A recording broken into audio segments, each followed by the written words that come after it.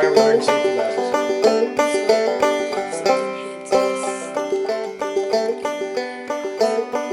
Close enough. So if you didn't hear that, we're going underneath the car. We're going to change the oil in this car, and we don't want stuff getting in our eyes. That's the worst thing that can happen. So we're going to protect our eyes. We've also got gloves on. We're going to protect our hands, and we're going to just use a lot of caution here.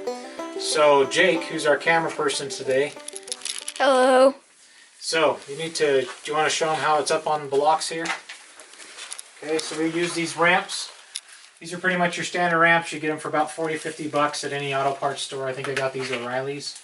And they've been a good solid ramp, so they work pretty well. You just want to use a lot of caution. Make sure once you get up on there, you're going to set the parking brake. Alright, so first order of business is you let the car warm up a little bit. That way the oil flows pretty good. Second step is we're going to get it up on the blocks. So we've already done those things. So we're going to have a pan, as you can see right there. And you can use just about anything you want, but you want something that can catch the oil. First we're going to drain the oil from the engine. To start doing that, we're going to take the cap off the engine, and then Wyatt's going to get up underneath, and he's going to use a ratchet, and he's going to take the bolt off the bottom of the engine, and he's going to let that drain into the pan. Okay, so this tells me I need to use 520. That's what we've got. And this is our Max Life, Valvoline, the high mileage. I don't have any particular preference of brands on oil. This one's worked pretty well for us. It's got it's a Max Life. It's a synthetic blend. And then we just used the cheap MicroGuard from O'Reilly's. These are like $5. So total this cost $30. And so to have this thing serviced at a shop, you're looking at well over $50. So this is a pretty good savings once all said and done, if you do it on a regular basis. Alright, so the first thing we're going to do is we're going to loosen or just remove the oil cap. I'm just going to leave it loose in here, and this lets the oil drain better. And then we're going to let Wyatt get on the creeper here on the floor. And he's going to get up underneath here and find the right size bolt. I think it's a 15 mil. Let's see, try this and see. Trying to find it. Okay, now to find this, we're going to look for the motor. And we're going to go to the back side of the motor. In other words, towards the back of the vehicle. Usually, that's going to be where it's at. Okay, you're going to look for a pan, an oil pan, and you're looking for a bolt on the back of that oil pan. And you got a bolt on the back of it? Is that 15 millimeter fit? Yep. Okay. So, here's your wrench. Now you want to get your pan ready. Below it. Okay, make sure it's well below it and going to drain into it, and make sure you're not in the way of it so you don't get splashed or a big dose of oil right in the face. The other thing you see with this is on your oil is that it will kind of make its way backwards, so it's going to shoot out of there, and you want to make sure that you're not in line with that shooting out of there. Now I'm going to show you a trick. So is your wrench straight up and down on that bolt? Like it's... Yeah? Yeah. Okay, so with your wrench straight down on the bolt, you want to line up that wrench with this end of that tray in the middle. So move that to my right. There you go. And that way you're right dead center. And you only need a few inches on this side of it because it's going to go out that way. So that's probably about perfect. Okay? And that way you've got it, you know that you've got your pan centered on there, because it can be a little hard to figure that out when you're up underneath the car. Okay, can you get it, or do you need me to loosen it? And just for fun too, did you double check to see if your ratchet is set in the right way? Okay, sounds good. Okay. Yeah, it's real tight. You mean to get it? Yeah. Okay. All right. Okay. Do you want to take it the rest of the way off, or you want me to? I'll do it. Okay, use your other hand. Use this hand and reach up there. And if you want to get your hand as much to the side as you can. That way, if you get oil on your hand, it drips down in the pan rather than into your face or onto your hand. Okay? Go ahead and loosen it up. And we try to avoid dropping the bolt into the pan with the oil. Sometimes it can't be helped, but if you can do that, that's the best situation.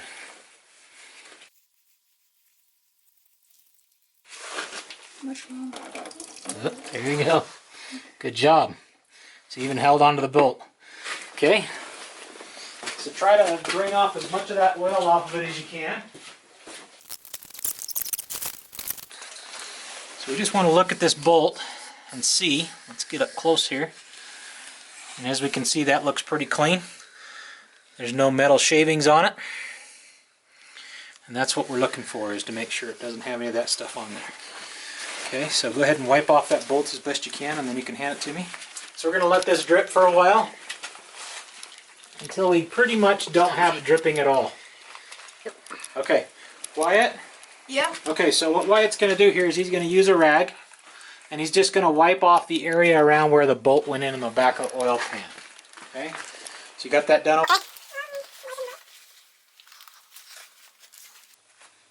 Okay, Wyatt, you got it all wiped off? Yep. Okay, here you go. Here's the bolt. I'll take your rag. There's the bolt. If you want to just finger tight that in. And we'll have to look up the spec on this and tighten this with a torque wrench. I think it's 28 pounds, but I'll have to look for sure.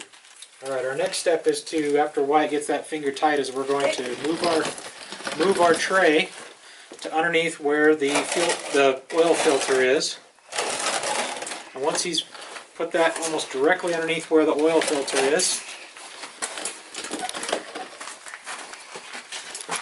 you then can start to remove the oil filter.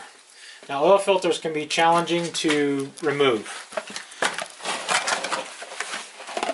This is what they look like. So it's essentially a can, and depending on the size, you can use those. Now, you can use an oil filter wrench for these, but I'm too cheap and haven't bought one. You can use, usually though, these should not be tightened very tight. They should be about hand tight because there's a big rubber ring around the outside of these. So that's what you want to, you just want to hand tighten these. You want to run them tight, but not, you don't want to use a wrench to tighten them on. Problem is a lot of places they'll tighten them on really tight. That, or I'm really wimpy. So we're going to try to remove this. What do you think, Wyatt? Can you get it off? Now, more than likely is the case, because this was actually changed by a shop last time we did it, is we're going to have to use some convincers to remove those. Too tight. So this is a large pair of channel locks. I'm just going to check on the new one. That should work, and he can try to use that to remove that.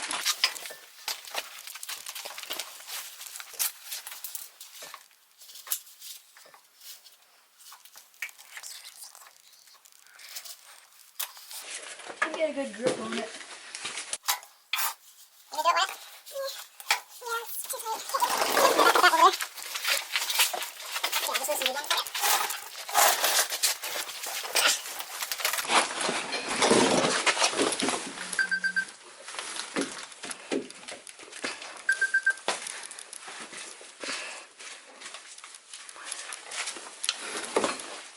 Okay, what? You just finger tight now? Yep. Okay, now when you try to want to move your pan toward yourself a little bit. Okay, now put your hand on the bottom of that filter. Yep, toward yourself a little bit more. Move the pan more towards you. When you're underneath there, it's really easy to mistake where it's at. So always put your hand straight up and down and have somebody spot for you. It makes it a lot easier. Go ahead, you can remove it now. And remember to hold. The best way to remove these filters I have found is you want to put, with one hand you push up on the filter, and the other hand you use to take it off. If you can do that, great. If not, then so be it. But almost always you're going to get oil on yourself. And so you want to avoid getting that on your clothes and things, and that's why we use these nitrile gloves. And usually, because you've drained all the oil out of the engine already, there won't be as much oil, but that can is still full of oil, so you want to use a lot of caution when you put it in there. Now this has a little step in the pan there where you can set that and drain all the oil out of it, so you're not throwing away something that has a bunch of oil in it. Okay, so while that's going, what we're going to do is just to give you the quick thing, this is the new filter. We're going to put some oil around the ring of that. Just some of the new oil out of the new can. We'll tighten this on. Again, just finger tight and, you know, tight, but as tight as I can do it with my hand.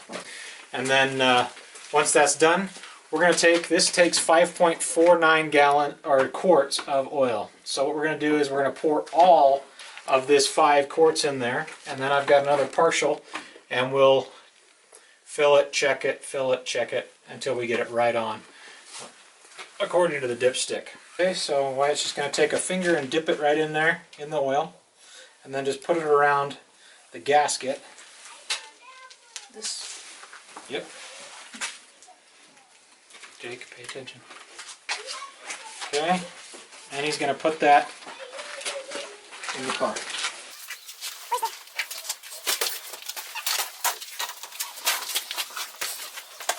Very important with this, you want to make sure you never cross thread these, because it's pretty hard to do, but you could really ruin stuff cross threading the bolt on either the oil pan or on the oil filter.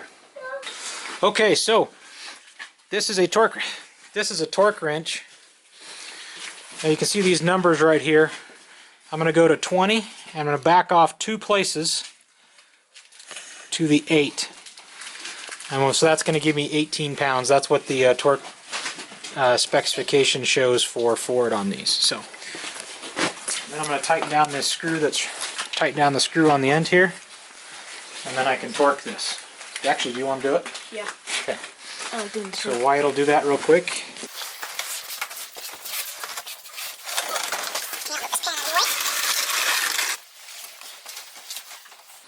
You get her?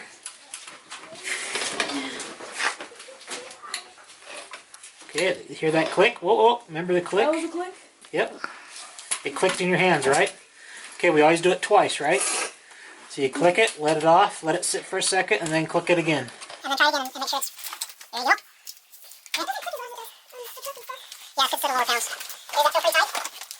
Yeah. Okay, on the wrench, is it still pretty tight? Yeah. Or does it feel like it could be tightened a lot more? Still tight. Okay, sounds good. So with that torque specification, I'll go ahead and get up underneath here. Always a smart way to go is to double check every torque that you'd ever do on any vehicle. Especially with oil, because the consequences of not having this torqued is a blown motor. Yeah, it feels good and tight. Okay, and then I'm going to go ahead and tighten up on this oil filter right here. Just make sure it's tight. Can you hand me your rag, Wyatt? Or that clean one that's up there? Here. Okay. I'm just going to wipe down this oil pan a little bit. Looks like we got a little bit of oil on here. Just to clean all this up so we don't get lots of burnt oil smell.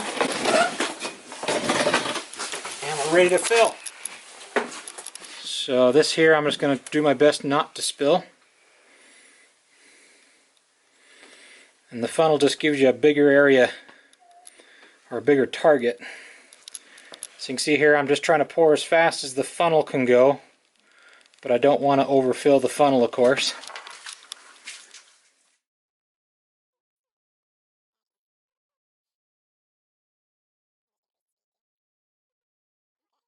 If you remember what I said about this takes 5.49 quarts. This is a 5-quart jug. So what we're going to do is we've put this 5 quarts in here.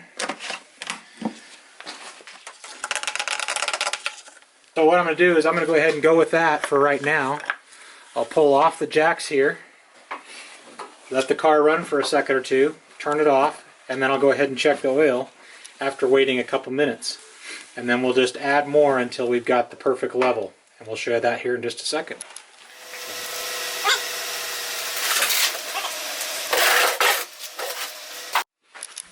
Alright, so we're going to check this oil here. I'm going to go ahead and clean the stick off. Let it stick for a second. We're going to see where we got.